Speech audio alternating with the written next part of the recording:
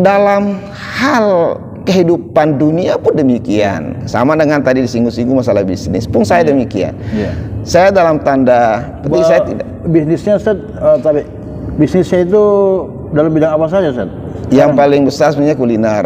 Saya memilih itu karena kuliner itu adalah bidang yang pasti akan dicari semua orang. Nah, di ibu kota semua butuh makan saja. Betul. Ibu kota itu adalah paling banyak manusianya, sehingga kalau mau berbisnis kuliner paling gampang. Nah, itu terbukti memang paling gampang. Katanya apapun dijual laku, Ustaz. Benar, asalkan konsisten aja ya dengan rasa yang enak. Nah, jadi dalam capaian dunia pun demikian. Kita boleh membuat target omset saya untuk tahun depan sekian. Tapi tidak harus mesti.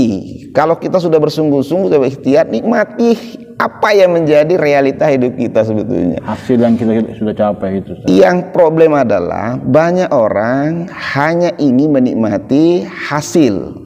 Kalau saya tidak, kita harus menikmati realita, apapun hasilnya. Betul. Jadi misalkan ada orang membuat rencana bisnis dengan perhitungan yang sudah sedemikian rupa, rinci, seolah-olah di depan mata itu 100% pasti tercapai. Apalagi dalam angka sekian juta. Betul. Juta. Nah, ketika dia gagal, lalu kemudian dia menunda kebahagiaannya karena capaiannya tidak diperoleh. Bagi saya tidak demikian rumusnya. Jadi kok kita boleh membuat rencana-rencana capaian, tetapi apapun yang menjadi realita capaiannya, meskipun sangat jauh yang diharapkan, saya tetap merasa sangat bersyukur dan berbahagia. Karena itu tadi saya mengatakan rugi rasanya dalam waktu sedetik itu saya tidak bahagia. Terlalu mahal bagi saya waktu satu detik itu untuk saya tidak bahagia. Karena saya berusaha selalu bahagia dalam situasi dan keadaan dan realita apapun itu. Dalam pandangan mata mungkin orang mengatakan, wah ini sulit, ini susah, ini gagal, ini bangkrut. Bagi saya itu realita yang harus saya terima. Dan bukan saya hanya sekedar menerima, saya harus menikmati, dan realita itu harus membuat saya bahagia. Pernah mengalami kebangkrutan, Ustaz? Pernah? Pernah. Jadi namanya bisnis itu selalu ada fluktuasi, ya karena itu variabel. Orang bertahan dalam bisnis itu terlalu banyak, ya ada faktor manajemen, ada faktor SDM, sehingga orang seprofesional apapun dalam faktanya itu sering mengalami kegagalan dan kebangkrutan. Jadi tidak terkecuali siapapun itu. Nah, saya pun pernah mengalami itu, sebuah penurunan bisnis yang sangat drastis dan membuat apa yang kita dapatkan itu sangat jauh dari biasanya. Terus apa yang dilakukan untuk mengatasi itu, Ustaz? Yang pertama adalah saya selalu mengatakan kita ini wajib optimis. Wala tahinu wala tazanu wa antumul a'launa in kuntum mu'minin. Jadi itu modal yang paling saya selalu miliki. Kalau optimis kita miliki, maka akan terbuka jalan-jalan untuk menemukan solusi. Tapi ketika optimis ini sudah hilang, maka semua jalan itu seolah-olah sudah hilang. Tidak semangat, ya. Boleh kita kehilangan segalanya. Dalam arti boleh kehilangan seluruh harta kita, tapi jangan pernah kehilangan optimisme. Dan optimisme ini tidak perlu dibayar. Allah memberikan potensi di dalam diri kita untuk optimis. Nah, tinggal bagaimana mengelola optimisme itu menjadi energi yang besar sehingga mampu menggerakkan kita dalam situasi dan keadaan seperti apapun. Nah, jadi bagi saya selalu menyampaikan kepada kawan-kawan bahwa kita boleh kehilangan seluruh harta yang kita miliki, tapi jangan sampai kehilangan optimisme.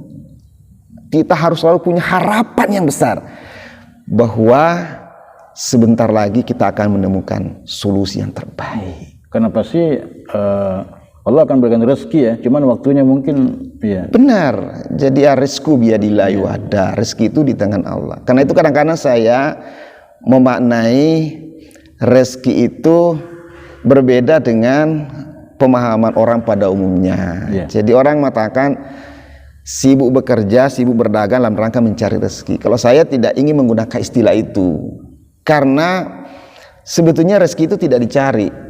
Yang dicari itu kan sesuatu yang kita belum tahu ada di mana. Betul. Nah, rezeki itu di tangan Allah sudah jelas. Jadi ngapain dicari? Artinya kalau rezeki itu tempatnya udah jelas, tinggal diminta kan gitu. Maka bagi saya, sebelum ikhtiar, yang dimaksimalkan lu doa. Minta kepada Allah sebagai pemilik rezeki, agar rezeki itu dikirim kepada kita. Nah, setelah kita minta kepada Allah, tugas kita membuat jalan supaya Allah kirim rezeki lewat jalan yang kita bikin. Nah, berdagang itu adalah jalan, bekerja adalah jalan, silaturahim mungkin diantaranya adalah jalan. Nah, kalau kita cuma berdoa minta Allah kirim, tapi nggak ada jalannya. Nah, makanya oleh karena itu bekerja, berdagang bagi saya itu hanya sekedar membuat jalan. Maka kalau mau rezekinya lancar, perkuat doa, perbanyak jalan. Semakin banyak jalannya, peluang Allah kirim itu semakin besar. Makanya mengapa kemudian Nabi mengatakan silaturahim itu bisa mendatangkan rezeki? Karena bagi saya silaturahim itu menjadi membangun jalan, membangun jalan tol, ya kan? Allah kirimkan rezeki itu. Jadi dua hal saya kira yang paling mendasar, doa diperkuat sekuat tenaga, sehusuk hati, memohon kepada Allah sungguh-sungguh, meminta apa yang kita inginkan. Yang kedua, apa yang kita inginkan, apa yang kita minta itu, lalu kemudian kita mencoba membuat jalannya, mengaitkan antara permohonan permintaan kita kepada Allah dengan jalan yang kita, insya Allah tidak pernah ingkari janjinya. Siapa yang bersungguh-sungguh, siapa yang meminta, Allah pasti akan memberikannya. Gitu Ustaz ya. Terus tadi selain optimis tadi, yang pertama untuk mengatasi kegagalan tadi, yang kemudian adalah memang ada dua skill. Adalah skill spiritual. Yang kedua skill manajemen usaha. Itu yang penting Ustaz. Nah, jadi pebisnis profesional itu hanya fokus pada skill manajemen usaha, sering kosong dari manajemen spiritual. Nah, kalau saya selalu menyampaikan kepada kawan-kawan, saya juga membina UKM, bahwa kita ingin meraih kebahagiaan itu tidak bisa parsial. Jadi kebahagiaan ini harus kebahagiaan bersambung sampai ke akhirat. Oleh karena itu harus ada manajemen spiritualnya.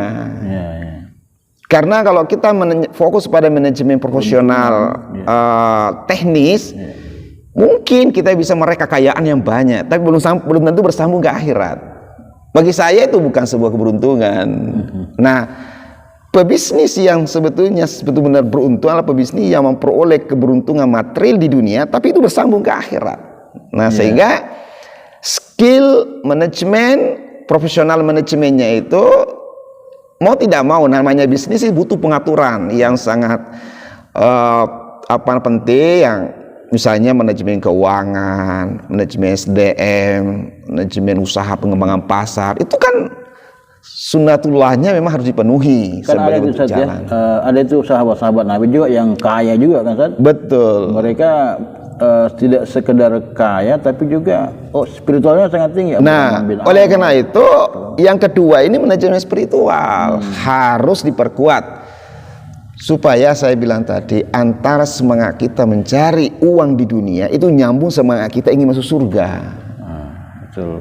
Kalau hanya sekedar kita bisa menikmati kekayaan di dunia, terlalu singkat, tidak ada apa-apanya. Nah, orientasi semua aktivitas yang kita lakukan, mau itu dakwah, mau itu bisnis, kan sebetulnya hakikatnya adalah karena kita ingin hidup lebih panjang di akhirat dengan keadaan yang lebih baik. Nah, jadi jangan lupa kawan-kawan yang mencoba untuk membangun usaha, maka setelah memiliki optimisme yang tinggi, yang kedua mesti harus membenahi diri dengan dua skill manajemen, skill teknis, skill manajemen spiritual. Itu modalnya saja. Benar. Nah, nanti ada rincian-rincian manajemen skill teknis itu seperti apa, spiritual saya kira nanti ada rincian-rincian yang berkaitan pada masing-masing poin itu. Iya Ustaz. Tadi disinggung Ustaz biasa mengatasi problem-problem rumah tangga. Jadi Ustaz ini juga mungkin semacam konsultan keluarga saja, atau sering mungkin? Saya tidak.